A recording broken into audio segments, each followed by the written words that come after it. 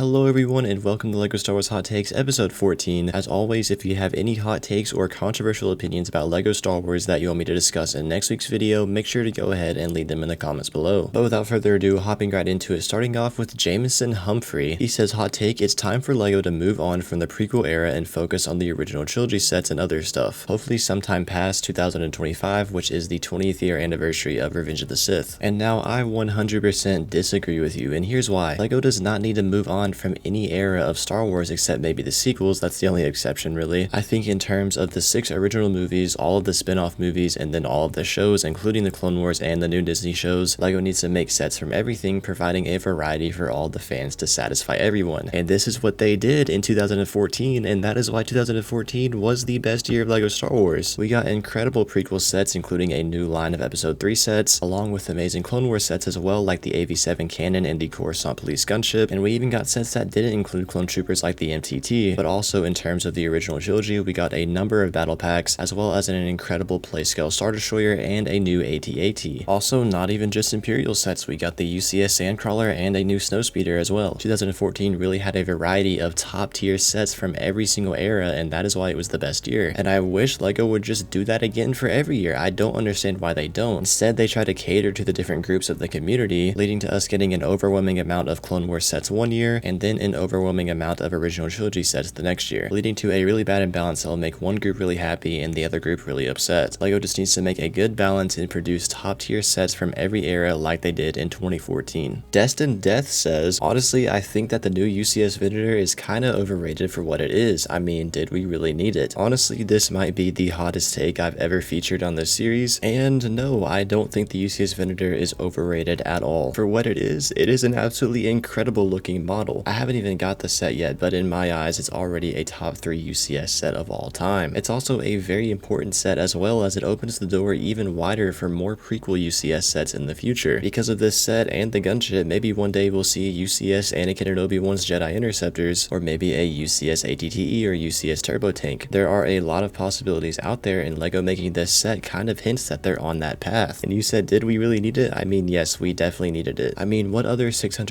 UCS set would have worked better here? I mean, yeah, you could have argued for the sail barge, but that's most likely going to come out late 2024, so I think this set really worked best here. And after over a decade of fans begging LEGO to make this set, I think it was very much needed, and it is absolutely perfect. Wet Toilet Seat says, hot take, the Clone Wars Phase 1 Walker Battle Pack clones look awful and cheap. Its popularity is 100% driven by nostalgia. The old clone face doesn't do any favors either. Now, I just completely disagree with you, although I do see where you're coming from, because I feel like a lot of people sort of are starting to, point out that the 2009 to 2014 Clone Wars sets are overrated. I'm not sure why everyone started doing that recently, but I don't really think so, and I definitely do not think that the clones look cheap. Obviously, they don't hold up to the Phase 1 clone troopers that we have today, but that does not mean they're bad in any way. I think the helmet design is very accurate to the source material, and so are the faces underneath. They look goofy, but so do most of the characters in the Clone Wars. So this is nothing on LEGO, because they're just doing their job and recreating the characters. And also, some of the popularity for this battle pack might be driven by nostalgia, but I definitely do not think all of it is, because no matter how popular this battle pack is, and no matter how bad you want to be different and say it's not as good as everyone says it is, it really is an incredible battle pack, and it really did start a revolution for LEGO Star Wars army building. I know the original 2007 clone battle pack was supposed to be for army building, and that definitely was a stepping stool. However, this set really made the popularity and the idea of army building absolutely skyrocket, and all of those incredible clone army videos that we had from like 2009 to 2015 would just not exist without this set. So yes, I pretty much disagree with everything you said here, and I definitely think this set deserves its flowers. Jalen Phillips says, hot take, Galactic Marines excluding Vakara are overrated. They don't look like clones and just look like worse snowtroopers in my opinion. Really, I don't think they're that cool and don't get all the hype. 327th, 41st, 104th, and the 91st are all better designs. Now, I respect your opinion, but with all due respect, I disagree. In my opinion, the Galactic Marines are some of the coolest clone trooper designs that have ever been in Star Wars, and what makes them even cooler to me at least is that they were only shown in one scene, so it kind of gives them this rarity factor. And I love how they were the precursor to the snowtroopers, but they also look a lot more mean and a lot more aggressive than snowtroopers. Snowtroopers helmets have a little bit of a different shape, and also the eyes are different shapes as well. I think the eyes on the Galactic Marines just look way more aggressive and way more intimidating. And I mean, the snowtroopers look cool, but they just don't look as good as the Galactic Marines. And also, not even to mention, the name Galactic Marine just sounds really freaking awesome. Although I do agree with you when you said that the 91st look better. The 91st Recon Corps is my favorite clone legion, and the Commander Neo minifigure from the Battle of Seleucami set from 2014 is by far my favorite clone trooper in my collection. And speaking of that set, that also makes me kind of surprised that LEGO did not try to make Galactic Marines in 2014, because that was the year that they really did branch out and make a whole bunch of different new clone troopers with a bunch of new designs and a bunch of new legions, and they even made a whole new helmet mold for Commander Neo even though he was in a $15 set. And it kind of does surprise me that LEGO didn't try to make Galactic Marines. Anyways, back to your comment, I respect your opinion, I just think Galactic Marines are awesome, and I really hope LEGO makes them one day, even though they probably won't. I Have a Dad says, hot take, Rebel sets are extremely overrated thanks to Ahsoka and nostalgia, because literally none of the sets had any decent play features at all, like the Ghosts, and the only reason people like them is because of Ahsoka. Now I would say that I just disagree with you, but this is not opinion based, this is fact based, and you are just wrong. Yes, the original Ghost did get a lot of hype because of Ahsoka, and compared to the newer Ghost, it is pretty garbage because there's no interior space and the shape is completely wrong. However, it had a very good minifigure lineup, and as for the other sets from Rebels goes, there is literally not a bad set. The only quote-unquote bad set I can think of from Rebels is probably the Phantom, just because it's a small set and there's not really much going on, and then the Ghost, like I mentioned, because there's no interior, if you even consider that a reason to make it a bad set. However, all of the other sets, and I mean all of the other sets from Rebels, are basically flawless. You got an incredible Imperial Troop Transport Battle Pack, which is the definition of what a battle pack should look like: 4 identical stormtroopers and then a very nice build. This battle pack was flawless, although it does get crapped on a little bit just because it has those Rebel stormtroopers and the stud shooters. And then you also have sets like the ATDP, which I just recently reviewed, and that's one of my favorite sets in my collection. And then sets like the TIE Advanced Prototype that came with the Inquisitor, as well as Captain Rex's ATTE, which has a huge number of play features, and then Vader's TIE Advanced versus an A-Wing Starfighter that comes with 2 incredible looking starship models, and then a set I think is very underrated, which is the Wookiee Yun ship, and then there's just a number of other sets, and the list just goes on. And considering what LEGO is doing nowadays, to me it's actually impressive that they made an almost entirely flawless line of LEGO sets from a Star Wars show. And no, I definitely do not think people only like them because of Ahsoka. Actually, I know people don't only like them because of Ahsoka. Sabano TV, I'm not sure if that's how you say your name or not. Anyways, he says, hot take, the First Order Star Destroyer is LEGO's best version of a Star Destroyer type set in function, playability, and display. And actually, as much as I don't like the sequels, I do have to say this is probably one of the best sequel sets, and honestly, I do think the First Order Star Destroyers have a really cool looking design. And despite it being from the sequels, LEGO did a really good job at recreating the source material here. I also like how the bridge design of these Star Destroyers loosely reminds me of the Harrower class Star Destroyer from the Old Republic. Just the design of the bridge though, clearly not the design of the whole ship itself. But anyways, yes, I pretty much agree with your comment, although I wouldn't say it's the best. I think the 2014 Star Destroyer is a little bit better. Anyways guys, that's gonna do it for this week's episode. As always, if you have any controversial opinions or hot takes about LEGO Star Wars that you want me to discuss next week, make sure to go ahead and leave them in the comments below. And also, if you're still watching, consider joining the Discord. Link is in the description below, and it's always fun talking to you guys in it, and oftentimes I'll announce what my next video is going to be in there too. But anyways, that's all for this week. If you want to check out more of my videos, you can see them on the end screen right now.